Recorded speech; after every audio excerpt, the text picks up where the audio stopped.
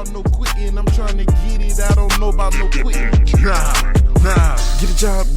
Flip the hard, make a work or starve. Get the green, see the green light go. Work through the pain and agony. Sunrise in the day workflow. Currently in the studio. Pro Tools is my hoe. Now watch how fast that bitch go. Watch me turn up for that chicken, get Grammy, pop my cheese. Only a few supporting me, bring the earth to its knees. Got $1 million mind, but $1 billion habit. Magic tricks, I can grasp it, and the flaw can do without them. Trump election not stopping me. Police not watching me. Camouflage in this world, greed, breezing V. So I see peace and gravity cannot hold me. Only L's that I know is fucking Luke Kinkley.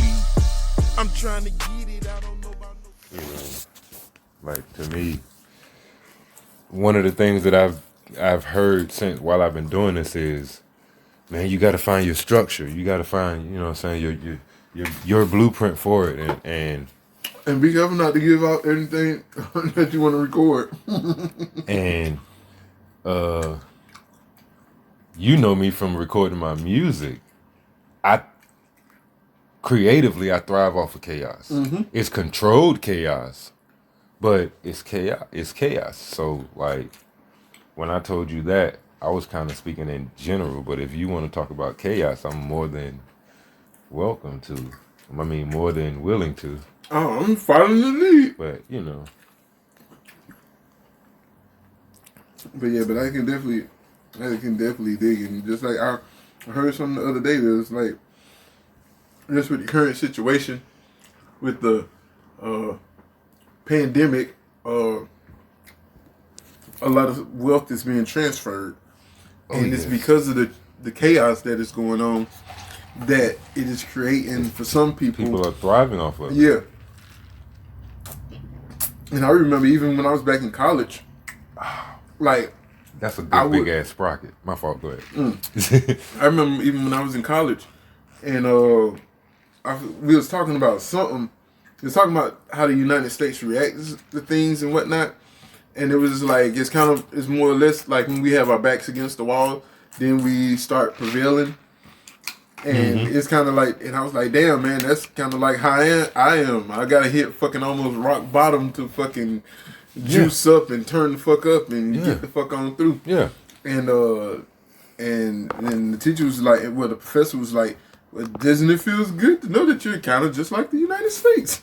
Yeah, like overall, as a whole, you look at the dynamic of the United States, they're G. We're G. You know what I'm saying? You look at a bunch of situations, and I like it at certain time and in certain events, and I dislike it in others. You know what I'm saying? Like, that's what we do. We come out swinging. We fighters, and we best at it when our backs against the wall. You know what I'm saying? When America feels like it's in a good place, we some suckers. As a country, we some suckers. That's when you get stuff like America running over in the Middle East, basically stealing whole countries. You know what I'm saying? Occupying foreign land and never leading, it not even being, you going in there under a certain guise, but then you never leave. You know what I mean? How long we been in Iraq and Afghanistan and all of that? I done lost count. Exactly. When they said, yeah, we going, I'm pretty sure if I believe, if I'm not mistaken, the story goes, it was, yeah, we going over there. And I think they say Bush was like, well, what's the exit strategy? And the response was, there isn't one.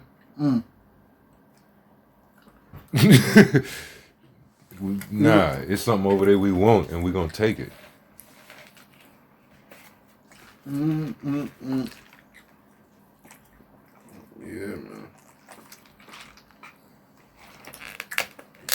You know what I'm saying? But shoot, man, you look at the Great Depression, a bounce back story. You know what I'm saying? And don't get me wrong now, they said we still got some stuff with us. You know what I'm saying? Because we'll do shit and then act like we ain't got nothing to do with it. Oh yeah. Until they go all the way up. But it's the same thing. Like I'm seeing similarities to a certain degree in this pandemic situation and World War II and the Holocaust and all of that. Cause like a lot of the stuff that Germany was doing, like the experiments and stuff like that, they were getting their ideas from the U.S. Mm-hmm. Yeah, I heard that too. And so up until a certain point, you're kind of silently signing off on this crazy stuff that this dude doing. Mm-hmm. And then they rope in Japan. And then Japan steps on your toes. And now you got a problem with what he was doing? Same thing, just like with the pandemic, they ignored this shit, bro. Mm-hmm. If I'm being asked my opinion of it, I'm getting older. I'm 35. Yeah. You know what I mean? So you can't do things that you used to do the way you used to do them. Right. You know. Sure. See, I'm about to be 39. Yeah, I'm about to be 39 this year. But I be forgetting you that much older than me. Not like it's a lot, but yeah. You know what I mean. A lot of people do, but yeah, a lot of people don't think I'm this old. It's just the way it is. You give me hope too. And I say that because how old is it? 2. 2. So I still got hope. Yeah. First one when I was I said I'll be 39. Yeah, 36. I was 36 when I first had it. When I had my first child. But shit, my dad, he was like 56 when he first had his. Word. Yeah, 56. I was 6. No, I think he was older than that. Word. Stuff like that I get in my head about, like, because it's like, I can remember being young and my dad was still young. You know what I mean? Oh, my fault. We kind of just jumped in there. I do that a lot. It's a couple episodes I done did that on. But yeah, 6 minutes in, y'all get an intro. It's Chemo. Good morning, good afternoon, good evening, whatever time it is that you're listening to this. Y'all already know, Carolina Arguments Podcast. And today I'm with my guy, my brother, Sambemixing. Yo, what's going on? Yo, we here, man. Sambemixing in the spit side. You need a tag or something. Wait, I got a tag. Do engineers have tags? Yeah. Yeah, they just been developing. Ah, shoot. Our Mix Nation made it made the tag hot for the engineers, man. Like, I think that's dope. That's dope. Engineers with tags. Mm-hmm. Yeah, man. So we jumped into some other stuff, but that's always been me and you. But real quick, let me see if I can handle some business real quick, cause I know we have our conversations, but I want to talk about you a little bit. All right, word. You know what I mean? Like, what made you want to be an engineer? Like, how did this start? Well, I ain't gonna give no names, but I just didn't like the way my music was coming back. That was it, and that would push me to actually sit down and try to learn it. Well, it still took a little while, and just like we were saying earlier, like it takes me to get to the bottom of something to get pushed. It takes me to be angry to move forward. And even though I guess that don't supposed to be good, but that's an excellent motivation for me. When I'm angry, my shit be perfect. And it just falls out like that. It just happens like that. I get this energy. I get this push. My spirit just grows and it just gets big. And I sink in and I lock in. And that's what happened. Like, I had my song. And I recorded it. It didn't come out good, of course, because I was new at it. I was just figuring stuff out. I was figuring out as I go. Didn't really have the budget to build me a high quality studio. didn't have the credit to build me a high quality studio, and I didn't have the funds to go to a recording studio back to back to back to back to back. Like, with the times that I went to the studio, that was like my extra money. It was like I'm making like $200 and something a week washing dishes with a car, living in the house with people not paying bills, trying to figure it out, trying to figure this out. Right. All on a Real small, life stuff. yeah, all on a small income.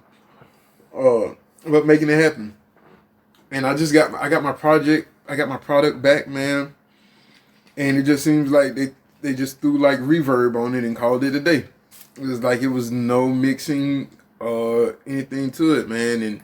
And that kind of set me off to go back to the little shit that I had and try to crunch that out and make the best of it. And so that would really kind of lock me in. That one incident right there really locked me in. Okay. Okay. So there's an artist inside of the is the artist inside of the engineer, or is the engineer inside of the artist? The artist, as of right now, the artist, he's on fucking vacation. The artist on vacation, like he's chilling, man. It's all engineered now. How long he been chilling, man? He been chilling for a little while. Every blue moon, I'll get inspiration and I'll drop something, or I'll try some new shit. But the last time I actually recorded something was like 2019. And those songs, those was like the first songs that I actually went through the proper process of uploading them and getting them out. And I still haven't shot me. I shot high quality commercials for my studio, but I have yet to shoot me a high quality video. So I'm still missing that little one piece. I still want to do that. Okay. So. And yeah, I'm, and you know why, but I'm gonna mess with the artist for a little bit. So Word. Like, cause what was it that you put? Dog. Sometimes I get in these moments where I slightly name drop and whatnot. No, that's fine. What was it that you put me in the song that I did with Bird on? That was on the Imminent mixtapes. With those songs, it was gonna be quick. And even with that thing, I was thinking about like it's supposed to have a hurricane. All of it was supposed to be like it was supposed to be like the album cover really was supposed to be like a hurricane on it, kind of symbolizing like the imminent danger or whatnot. Is that it's coming. And there's nothing that you can do to prepare for it. So that's how I kind of wanted those songs on there. And I'm sorry to cut you off. Yeah. That's what I felt like you were doing, and why you was like, hey, bro, if you can help it, I want one from you. Quick. I need it quick. I need it in there. Come on, let's get it in there. Yeah. And that's how I was kind of pushing it. Yo, bro, come on here. Do.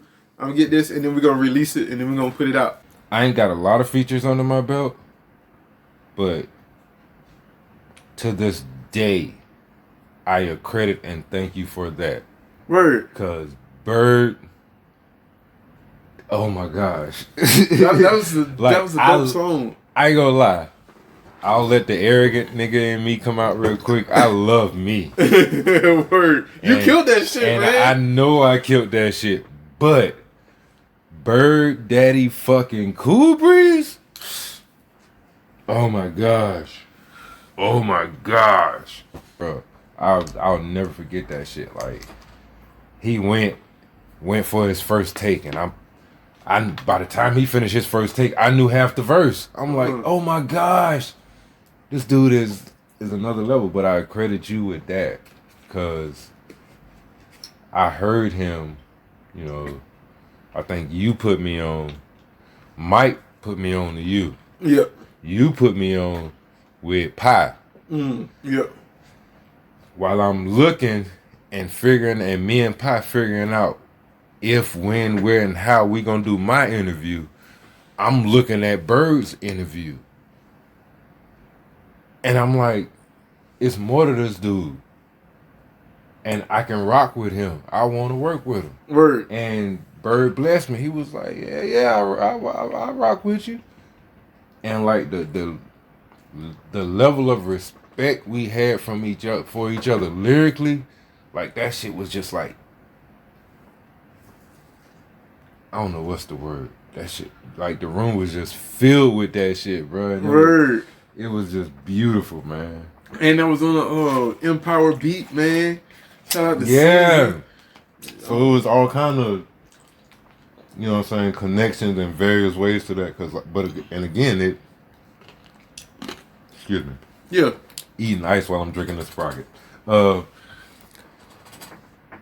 That was, all of that leads back to Mr. Michael Knight. You know, he had to hook me up with all of y'all. He opened that door. You know, and I appreciate him greatly. The greatest thing, he told me one day, he was like, bro, you remind me of Chemo. I was like, for real? And the funny part of that is, you know how I got word of Mike? Mike is, we're associated by family. Right. And other members of the family was like, yo, this nigga remind us of Kenny. That's some shit. You know what I'm saying? So like the way I'm catching wind of this guy is dating Kenny. And I'm like, what you mean my cousin dating me? And then I met him and I was like, okay, I see it. And we cool. That's my guy. Like I said, I rock with him. If you take him and her out the equation, me and you aren't sitting here. Me and Bird aren't doing that feature. And I greatly appreciate it. But that's my little tangent for right now. And making it about me and being an arrogant fuck. Back to you. If I'm not mistaken, correct me if I'm wrong, but you had your hand in a couple of tracks, and please correct me because I want you to get your just due. Yeah. So if I'm underselling it, let me know. But like I said, I'm gonna back away from my arrogant creative artist self, and I want to talk to the arrogant side of Sambemixing. Word. You had your hand in a couple of those tracks that was featured on Columbia. Am I wrong? Yeah, I had a few of them, and they didn't really come through me or anything. It was already the artist that I was working with. Well, Bird had some on there, T-Birds Entertainment. Also, Grinchy Green. Yeah, flex on him. Go ahead. Yeah, he had some. But I think that was about, if I'm not mistaken, them are the only two sets that I kind of heard of. Because there was a lot of music on that series, and I don't know why, but I just knew, especially being somebody that you recorded myself, it just felt like you had your hand on that show a little bit. I don't know, man. I don't know. I wouldn't really say that, man. Me and the producer, we met, we chopped it up. Shout out to Vic. Man, Vic is just, excellent guy. Stevenson, yeah, he's just excellent guy. On the screen, in real life, catching promoting shows. I don't know what he's doing right now at this moment. But and I don't even know how the show is moving right now. Since I know they had some, I think they had some, just like I said, I'm not in the loop, just outside looking in and the breeze by and I walk on by sometimes. And maybe for me, it felt like you had your handprint was on it in a way, because I'm looking at see, but me, didn't you at some point like work with or record Nay? Yeah. Yeah, so I'm looking at stuff like that. Yeah. And I guess that's where I saw your connection. Yeah, because that was like, that was the bubbling. That was like, that was coming up on that bubble or on that run of how things were. And I always kind of been like, I'm the type of person who the hot niggas don't know nothing about. But I'm that same dude that the hot niggas who they answer to know me. Yeah. Kind of figure? Yeah. So like yeah. So like I'm always kind of like in the background a little bit. Right. And then this is a crowd of people and they up there and all the cameras on them and stuff. And then they move and they do their stuff respectfully. But then they have other people that they answer to. Now the people who they answer to, them the people who I talk to and we laugh and we, you know what I'm saying? Yeah. So and I always been like that, man. I always been like that. You know what I mean? But like I felt, and maybe it's because I knew a little bit more. I knew certain things. So like I'm watching this, and excuse me, I'm watching this and I'm hearing certain music from certain artists that I knew you were working with. I'm watching this and I'm seeing Bird on camera. I'm watching this and I'm seeing Nate on camera. I'm watching this and I'm seeing my cousin King, on camera. And I'm like, yeah, King, man, salute King. Yeah, salute, fam. I'm watching all of this and it's like, and I'm that guy. I'm gonna interview my family too, because Ashford. But like I'm watching all this and I'm like, Sam is all over this thing, and I don't mean that disrespectfully to those who put that together and orchestrated it and kept it running the way it ran, because that shit was dope. Yeah, historic. You know what I'm saying? I love being able to watch something from where I'm from on that scale, on that platform. And, having North Carolina ties also. Yeah. Niggas hitting me up like, bruh, you watching this shit? Yeah, I'm watching this shit, nigga. I'm sitting here. And it was cool. Yeah, it was really very dope, man. Very good time in Columbia. Only L's that I know is fucking Luke Kinkley. I'm trying to get it, I don't know about no quitting. I'm trying to get it, I don't know about no quitting. Whoop, whoop. I'm trying to get it, I don't know about no quitting. I'm trying to get it, I don't know about no quitting.